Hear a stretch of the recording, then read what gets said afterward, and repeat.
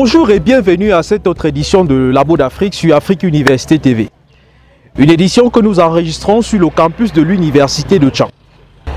Quelque chose de bizarre a eu lieu sur le cyberespace au début du mois d'avril 2022.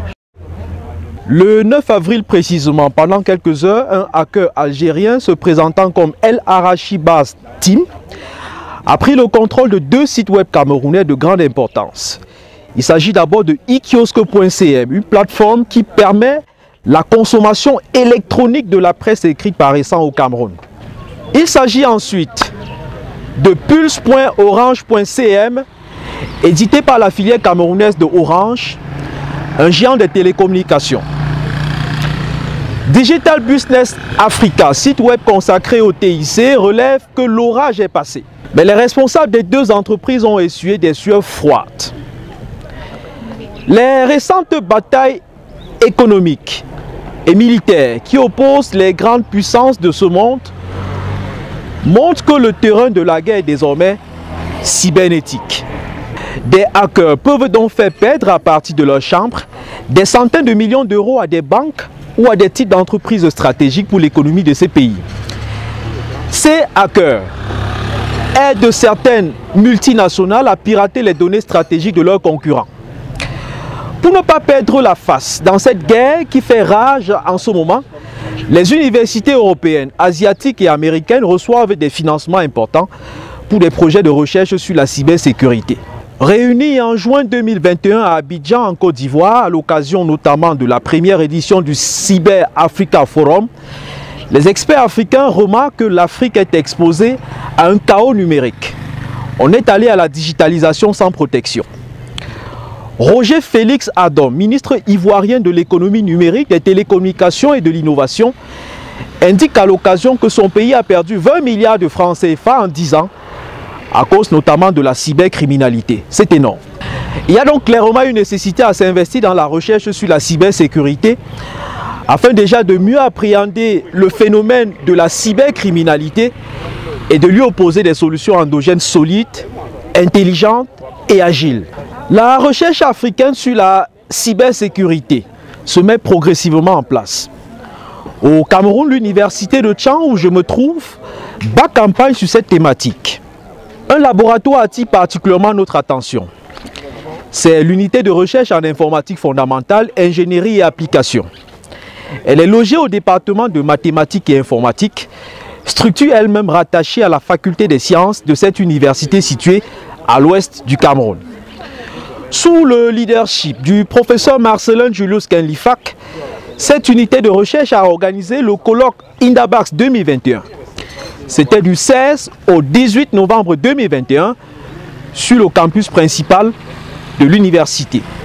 Thème général du rendez-vous, Machine Learning et cybersécurité, application et impact dans le monde réel. Le colloque a connu la mobilisation des chercheurs des États-Unis d'Amérique, du Canada, de l'Allemagne, de la Côte d'Ivoire, de l'Afrique du Sud et du Cameroun. C'était aussi bien en présentiel qu'en distanciel. À l'occasion de la cérémonie d'ouverture, le professeur Marcelin Julius Kenlifak, dans une allocution solennelle, situe l'audience sur les objectifs de l'événement. La rencontre scientifique qui nous rassemble actuellement arrive à point nommé, car les chercheurs qui participent à la conférence MLC 2021, mais surtout les membres du projet GMC, DRA qui sont dans la salle et qui sont des futurs docteurs experts en cybersécurité, ils sortiront avec des connaissances et des savoirs de très haut niveau et seront ainsi un bon vivier dans lequel nous pourrons plus tard puiser des ressources qualifiées et compétentes, entièrement prêtes à encadrer les futurs étudiants qui seront sélectionnés dans les nouvelles formations de master auxquelles j'ai fait allusion tantôt, notamment le master en cybersécurité. Mesdames, Messieurs, c'est en doigt lié avec ces nouvelles philosophies que j'ai évoquées plus haut et qui visent l'appropriation des méthodes pour développer les solutions adaptées aux besoins de la société et du pays en général que notre département a adopté le thème proposé pour cette édition 2021 de la conférence MLC, à savoir apprentissage automatique et cybersécurité, application et impact dans le monde réel. Ceci est un gage à faire face à de nombreux problèmes de cybersécurité auxquels le monde fait face de plus en plus aujourd'hui. Pour mieux comprendre les problèmes auxquels le monde réel fait face en termes de cybersécurité, un homme du patronat prend la parole. Le docteur Jean-Paul Yamchu est directeur d'Intelligentsia Corporation. Il s'agit d'une entreprise d'ingénierie technologique basée à Yaoundé. C'est une filiale de la holding bancaire Afriland First Group, présente dans 13 pays dont le Cameroun avec Afriland First Bank. Avant de prendre la tête de la société anonyme Intelligentsia, l'orateur a dirigé les systèmes d'information de cette banque. Il peut donc parler avec précision des problèmes de cybercriminalité que connaît le secteur bancaire au Cameroun. Sur la place seulement dans notre pays, les pertes dues aux cyberattaques se chiffrent chaque année à plusieurs milliards de francs CFA. Plusieurs milliards de francs CFA. Il n'y a aucune banque au Cameroun qui peut vous dire qu'elle n'a pas encore été attaquée. Aucune. Ou qu'elle n'a pas encore perdu de l'argent à la suite des cyberattaques. Aucune. Donc, je vais prendre quelques exemples pour illustrer et pour vous expliquer, pour rester dans le sujet, pourquoi c'est important et pourquoi nous devons suffisamment nous investir, nous former et pourquoi nous devons développer des compétences locales pour les mettre au service des entreprises, au service de la nation. Donc, on a évoqué le moment économique et le courant, mais je vais évoquer par exemple la monétique, qui est un service qui s'est beaucoup développé. Presque tous les clients des banques ont leur carte bancaire. Il y a un risque permanent que les gens piratent soit les systèmes bancaires, les faussaires, les cybercriminels. Malgré tous les investissements que les banques font, il demeure toujours un petit risque, généralement avec des complicités internes dans les banques, pour que les gens s'infiltrent dans les systèmes informatiques et fassent des dégâts. Un exemple de dégâts, c'est que des gens s'infiltrent avec des machines, avec des laptops, avec la complicité, on leur donne des accès, et puis ils ont dans le système d'information et des plafonds par exemple, parce que vous savez que pour protéger les cartes, on met des plafonds sur les périodes, ça peut être hebdomadaire, etc. Il y a des plafonds des cartes, et après on va pirater, donc les informations sur ces cartes-là arrivent à transférer ou à faire des gros achats avec ces cartes et donc récupérer l'argent ailleurs. Je vais faire une parenthèse ici pour dire qu'avec la digitalisation, l'informatisation, l'automatisation, les fraudes aujourd'hui, notamment les fraudes ou les vols d'argent, ne se passent plus comme avant. Il y a quelques années, quelques dizaines d'années, pour voler dans une banque, il fallait venir dévaliser la banque. Il fallait mobiliser une logistique. Il fallait détruire les murs, les salles fortes, etc. Et après, c'était un défi d'aller porter 2 milliards de francs CFA dans les camions et traverser la ville pour aller se cacher. Aujourd'hui, un jeune homme peut se cacher dans sa chambre en 2 nuits et vous vivez des milliards. Il siphonnait des comptes avec des milliards. Voilà qui donne du travail aux chercheurs. La criminalité a donc changé de fusil d'épaule. Les cybercriminels qui ciblent les entreprises sophistiquent leur intelligence. Ils vont vite, mais alors très vite.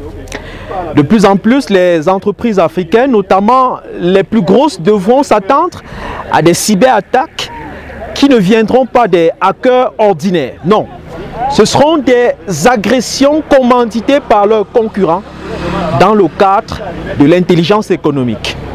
Après avoir mis ces données sur la table, le directeur général d'Intelligentsia, qui à la base est IT Manager, propose une piste de réflexion qui engage le machine learning. La dite solution viendrait prévenir le vol d'argent sur les cartes bancaires, par exemple. L'application de ce que nous sommes en train de discuter, c'est d'être capable de dire que j'ai un système sur base de machine learning dans ma banque qui étudie le comportement de tout porteur de carte Et chaque fois qu'il y a un comportement qui s'écarte de la norme, de ce qu'il a l'habitude de faire, que l'opération soit stoppée, la carte bloquée et une alerte envoyée. Voilà un exemple d'application que nous pouvons avoir. De telle sorte que si quelqu'un se fait braquer et qu'on l'amène dans un distributeur et on lui dit de retirer tout ce qu'il a comme argent, s'il fait 2-3 retraits en l'espace de moins de 5 minutes, alors qu'il n'a jamais fait, le système bloque la carte et envoie une alerte pour dire il se passe dans tel gare et dans tel endroit, une opération anormale, regardez les caméras pour voir ce qui se passe là-bas. C'est une piste que les chercheurs explorent déjà. À ce banquet scientifique, la star, c'est le docteur Charles Kamois, ingénieur électronicien à la base. Il travaille sur les questions de sécurité des réseaux au sein du US Army Research Laboratory, le laboratoire scientifique de l'armée américaine. Ce chercheur d'origine camerounaise est l'homme sur qui ce vaste laboratoire multidisciplinaire compte pour établir des ponts solides avec l'Afrique. Sa présentation très attendue a porté sur les applications de l'intelligence artificielle dans le champ de la cybersécurité. En voici quelques extraits.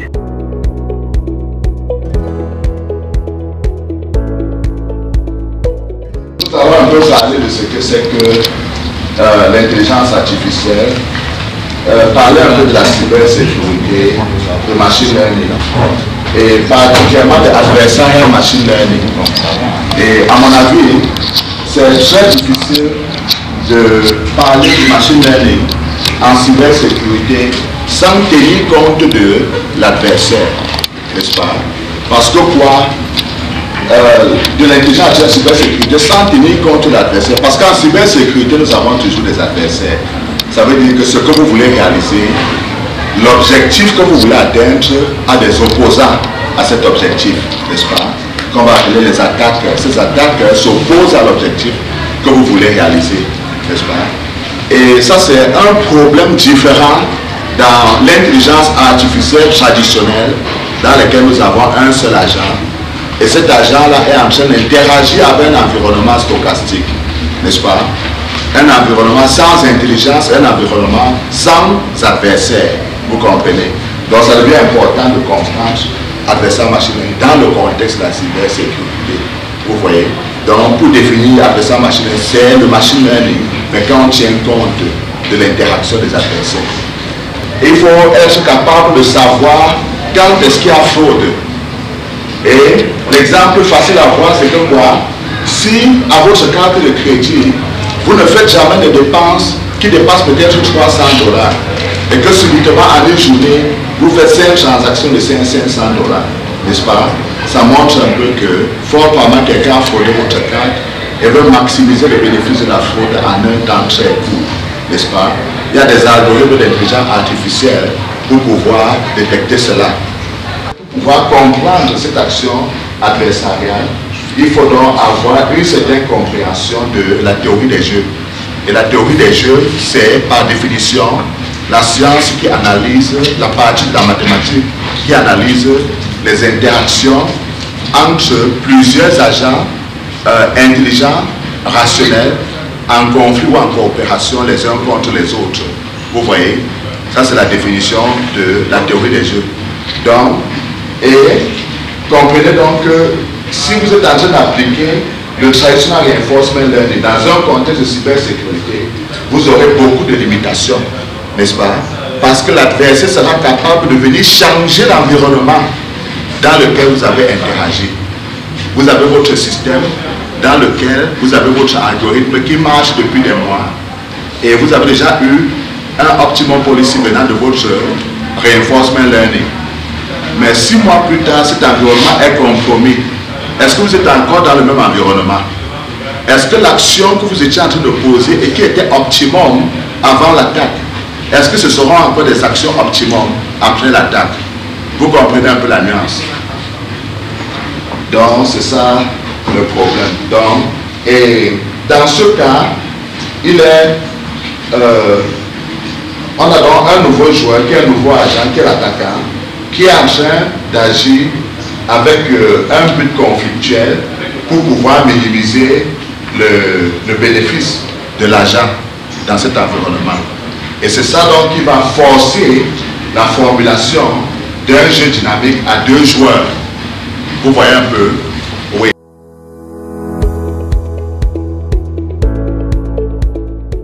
Autre exposé passé en présentiel, celui de Guy Mathias Goya, affilié à l'Université de Johannesburg en Afrique du Sud.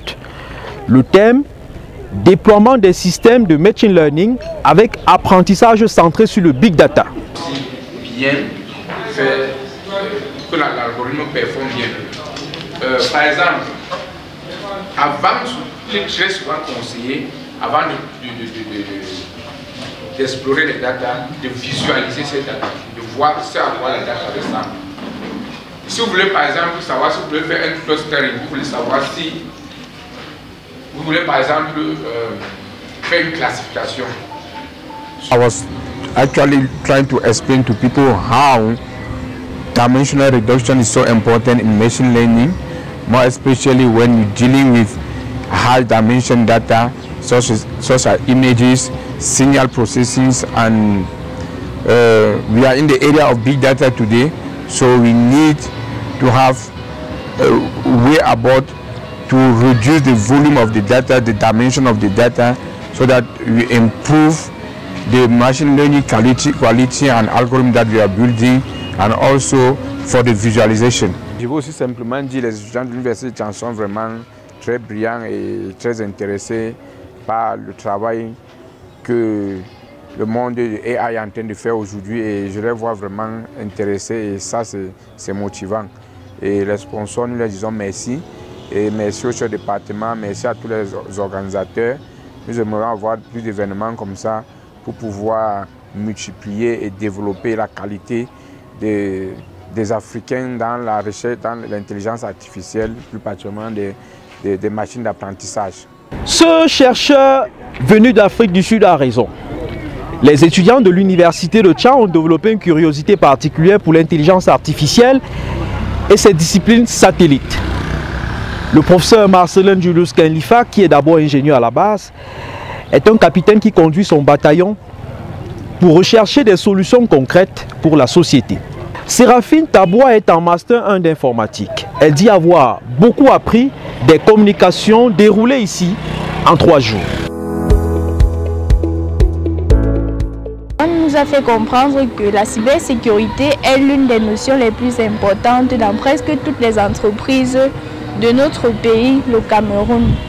Et j'ai eu donc à acquérir beaucoup de notions en ce qui concerne cette cybersécurité. Et dès lors, toutes ces informations que j'ai acquises là-bas vont me permettre, comme je suis une nouvelle étudiante en Master 1, de pouvoir savoir ce qui m'attend au fait, de pouvoir me projeter dans le machine learning pour pouvoir être au top niveau du moment où je vais entrer dans la recherche. Et aujourd'hui, on est passé à une autre étape. On présentait les conférences et j'ai aussi compris la notion des attaqueurs. Que les attaqueurs, c'est ceux-là qui sont là en permanence pour pouvoir attaquer un système.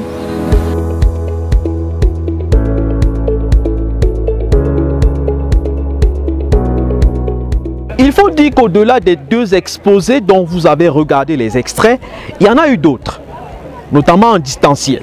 Par exemple, depuis le Canada où il travaille comme ingénieur de recherche pour Ericsson, Constant Ouetté est intervenu pour montrer quelques dernières applications en matière de machine learning.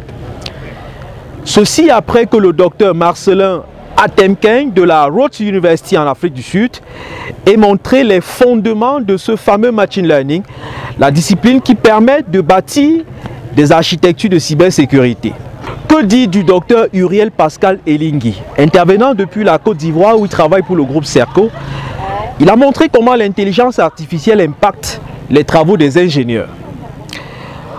Pour ce qui concerne le bilan de ce rendez-vous, les membres de l'unité de recherche en informatique fondamentale, ingénierie et application de l'université de Tchang se montrent plutôt satisfaits. Beaucoup de concepts dans le machine learning ont été présentés. Beaucoup de concepts dans la cyberdéception et les autres ont été présentés. À l'heure où nous parlons, il y a un exposé qui est en train d'être fait sur l'utilisation de la virtualisation pour la sécurité dans les réseaux particulièrement. Nous sommes particulièrement fiers de ce que nous avons fait.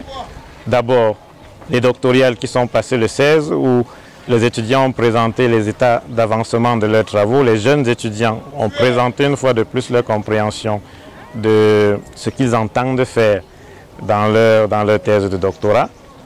Hier, on a eu un ensemble de présentations pratiques, des tutoriels et un ensemble de présentations théoriques montrant comment est-ce qu'un certain nombre de cyberattaques peuvent être gérées, peuvent être managées.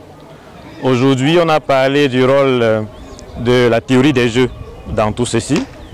La théorie des jeux couplée avec l'apprentissage automatique pour la reconnaissance de certaines images, pour la détection de la tromperie de manière générale, que ce soit dans les réseaux ou bien au niveau des données.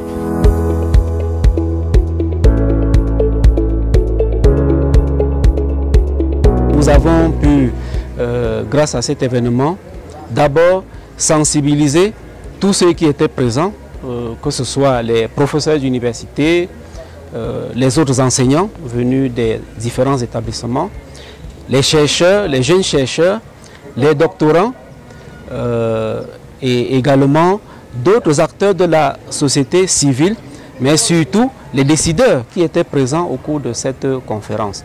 Donc, ils ont été suffisamment sensibilisés sur le fait que aujourd'hui le monde est connecté, le monde est de plus en plus intelligent et les différents acteurs travaillent pour mettre en place des systèmes de management de tous ces modules et tous ces différents piliers qui font du monde d'aujourd'hui un monde intelligent. Mais en même temps, à côté de cela, nous avons les pirates qui sont également intelligents et qui utilisent les mêmes méthodes, les mêmes techniques pour pouvoir se saisir parfois des modèles et des différentes entrées des systèmes intelligents qui sont développés. Ils les saisissent et ils arrivent à pénétrer des systèmes parfois pour pouvoir les compromettre, pour pouvoir créer des failles, corrompre les données et affecter ce qu'on appelle la crédibilité et la confiance qui peut être accordée au système. Il faut dire que l'autre volet de ce banquet scientifique autour de l'intelligence artificielle et de la cybersécurité a consisté en la présentation officielle d'un projet de recherche d'envergure. C'est le projet GMC-DRA, logé au sein de l'unité de recherche que dirige le professeur Ken Lifak. Il s'agit de développer la théorie des jeux et l'apprentissage automatique pour la cyberdéception, la cyber-résilience et la cyber-agilité, afin d'améliorer la sécurité globale sur le cyberespace. Une sorte de contribution africaine à cette problématique. Le projet GMC-DRA qui nous rassemble et que nous lançons officiellement aujourd'hui permettra de faire une recherche concrète sur les problèmes réels de cybersécurité nécessitant d'intégrer l'intelligence artificielle. Le financement de ce projet fait suite à un appel à projet international très compétitif avec plus de 30 pays africains au second tour. Parce qu'il y a eu un premier tour, plus de 50, un second tour, plus de 30 pays. Et à l'issue de ce processus, donc l'Université de Tchang a été retenue.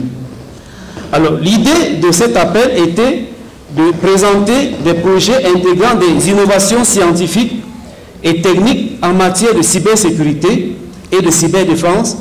Et ce projet avait été lancé par le département de la défense, la branche recherche de l'US Army aux États-Unis. Le processus a été très long et fastidieux, mais au bout du compte, l'Université de Tchang peut être contente, car c'est assez édifiant ce que nous sommes en train de vous dire, simplement pour inciter les collègues à ne jamais baisser les bras et à toujours continuer à rester persévérant lorsqu'on est en train de rédiger un projet et qu'il y a des difficultés. C'est pour ça que je rappelle que le processus a été suffisamment long, mais nous y sommes. Nous remercions grandement tous nos collaborateurs et partenaires de l'extérieur, en particulier le docteur Charles Kamoa de l'US Army, ici présent, qui est un acteur majeur dans la mise en œuvre de ce projet. Justement, le docteur Charles Kamoa, la voix africaine du laboratoire de recherche de l'armée américaine, a tenu à revenir sur ce qui fonde le mérite du professeur Ken Lifak, lequel a soumis le projet GMC-DRA.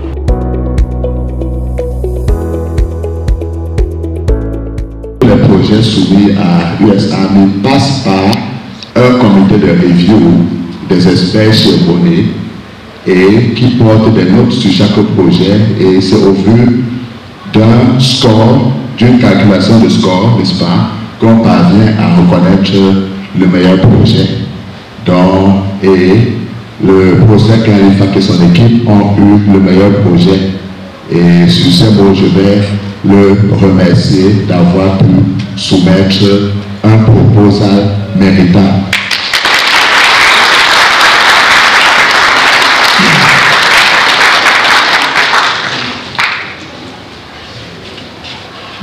Et je veux aussi mentionner que en interne au laboratoire, tout le leadership du laboratoire est derrière l'avancement de la recherche pour l'Afrique. Donc nous avons fait des briefings, et que ce soit au niveau de la branche, de la division, du directeur jusqu'à notre grand directeur, supporte l'initiative, n'est-ce pas, d'accroître la collaboration pour l'Afrique, n'est-ce pas? Et je vois des professeurs d'université ici, et je vous encourage à faire connaissance de nos billets. Et ça, c'est le Board Agency Announcement. Donc c'est là que nous mettons en exergue, n'est-ce pas, quels sont les projets que nous avons besoin pour financer, quels sont les projets qui ont des supports. Et ces financements ne sont pas limités aux frontières américaines, ça va à l'international. Pour la mise en œuvre de ce projet de recherche en cybersécurité, le professeur Ken Lifak et son équipe ont recruté 16 doctorants sur les 64 qui ont postulé. Ils ont été officiellement présentés à l'occasion de l'ouverture officielle de ce colloque. Outre leurs encadreurs de Tchang, ils bénéficieront du mentorat des chercheurs de l'US Army Research Laboratory.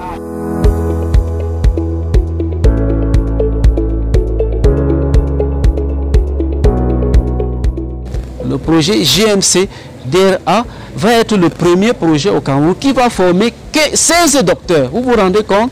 C'est une grande première et ça va se passer à l'université de Tchang, c'est au Cameroun. Nous allons avoir une promotion de 16 docteurs qui seront des experts en cybersécurité en utilisant toutes les techniques de machine learning, tous les outils mathématiques, algorithmiques qui vont avec, notamment la théorie des jeux. Chaque mois, pendant 3 années, chacun de ces doctorants percevra 250 $ américains, soit un peu plus de 150 000 francs CFA. Cela permettra que ces jeunes chercheurs soient à l'abri du besoin minimal. Ils devront donc se consacrer uniquement à leur thèse PhD. En outre, chaque fois qu'ils devront participer à une manifestation scientifique dans le monde, le projet s'occupera des aspects financiers. Au-delà de fournir des solutions concrètes aux entreprises, l'un des objectifs de ce processus de recherche est d'arriver à une masse critique d'enseignants-chercheurs pour créer le master en cybersécurité à l'université de Tchang. Pour Yannick Kenyé, l'un des enseignants-chercheurs retenus dans ce projet, Tchang aura son mot à dire dans le Conseil mondial de la cybersécurité. Nous espérons qu'à partir d'ici, nous allons lancer une vaste campagne de promotion de la cyberdéfense en Afrique centrale, au Cameroun en particulier. Sans doute est-il pertinent de donner la parole à 2 doctorants retenus dans le cadre du projet GMC-DRA pour voir un peu quelles sont leurs perspectives. Nos recherches futures porteront dans la cybersécurité, notamment au niveau de la cyberdéception, de la cyberagilité et de la cyberrésilience. Nous ferons des travaux qui consistent à utiliser la théorie de jeu pour modéliser des situations de cyberattaque et de cyberdéfense, dans le but de proposer de meilleures solutions qui vont dans ce sens-là. je travaille sur la sécurité des données. Alors aujourd'hui, à ce colloque, j'ai présenté la détection des intrusions dans les systèmes de santé, plus particulièrement dans le cas du Cameroun, où j'ai essayé de développer, j'ai commencé par présenter les différentes menaces qu'on rencontre. J'ai également présenté les différents chiffres d'après les statistiques qu'on observe dans le monde de façon générale et particulièrement en Afrique. Ce qui en ressort, c'est que le Cameroun aujourd'hui est à 3%, donc 3% des logiciels malveillants viennent aujourd'hui du Cameroun. Je crois que cela peut s'expliquer par le fait que nous ne sommes pas encore assez, le système n'est pas encore assez numérisé ni informatisé, mais on peut donc déjà voir que si le système était déjà autonome, cela pourrait peut-être s'accroître. Alors nous avons donc développé une méthode qui vise à combiner une méthode de détection comportementale des intrusions qui étudie le comportement du système à un moment donné et le comportement des utilisateurs pour pouvoir savoir qui est intrusion, qui est pirate et qui ne l'est pas. Nous avons également étudié la méthode par scénario qui vise à définir et à identifier au préalable l'ensemble des attaques qu'on pourrait avoir dans le système. Alors, le problème avec cette méthode, c'est qu'elle ne prend pas en compte les nouvelles menaces qu'on peut avoir. Alors, nous avons essayé de tester cela en utilisant les approches de machine learning, telles qu'avec les algorithmes du réseau de neurones artificiels, le support vecteur de machine et le random forest et bien d'autres. Bon, les résultats obtenus sont prometteurs. La bourse qui leur est octroyée dans le cadre du projet GMCT1A leur permettra d'aller un peu plus vite dans leurs travaux. Avant de refermer cette capsule vidéo, précisons que cette conférence scientifique n'aurait pas pu se tenir si quelques partenaires n'avaient pas prêté leur concours. On citera par exemple INDABA, l'agence universitaire de la francophonie, Express Union, de Machine Learning Company, Camer AI, entre autres. D'autres rendez-vous concernant l'intelligence artificielle sont programmés à l'université de Tchang. Et c'est d'ailleurs de son campus principal que nous vous remercions d'avoir regardé cette capsule vidéo réservée à un de ses laboratoires les plus dynamiques, à savoir l'unité de recherche en informatique fondamentale, ingénierie et application. Merci de continuer de regarder Afrique Université TV. À très bientôt.